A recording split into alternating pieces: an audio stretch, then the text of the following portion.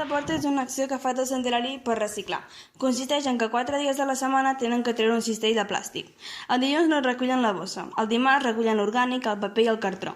El dimecres no venen a recollir res. El dijous venen a recollir l'orgànic, els envasos i finalment el divendres venen a recollir la resta. Els vidres no els passen a recollir i per això hi ha contenidors verds per tot el poble. Si algun dia no pots portar la bessura, per qualsevol cosa la pots portar a la deixalleria, que té diferents horaris. Dilluns de 3 a 6, dimarts a divendres de 1 i 15 a 6, dissabte de 9 a 1 i de 3 a 7, i diumenge de 4 a 7.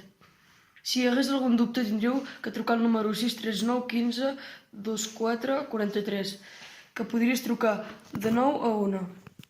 O si no, en el Museu Guilleries, que està obert dimarts i dijous de 4 a 6. Per agafar les bosses de les bessures s'agafen al Museu Guilleries amb una targeta que té cada habitant del poble, que s'apunten les persones que han anat a buscar-les.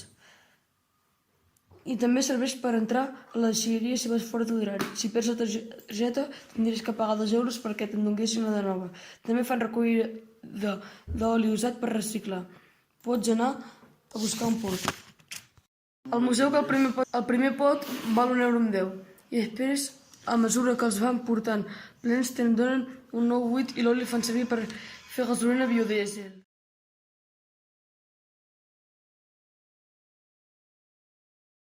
L'Ajuntament de Sant Hilari Sacalm també aquest mes de juny ha iniciat una campanya als comerços i restaurants.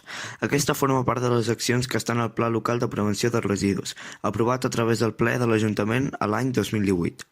Aquesta campanya, les accions que es fan als comerços es vol fomentar la compra sense envasos, d'un sol ús, repartint carmanyoles, bosses de malla i es crearà un sistema de lloguer de cabassos.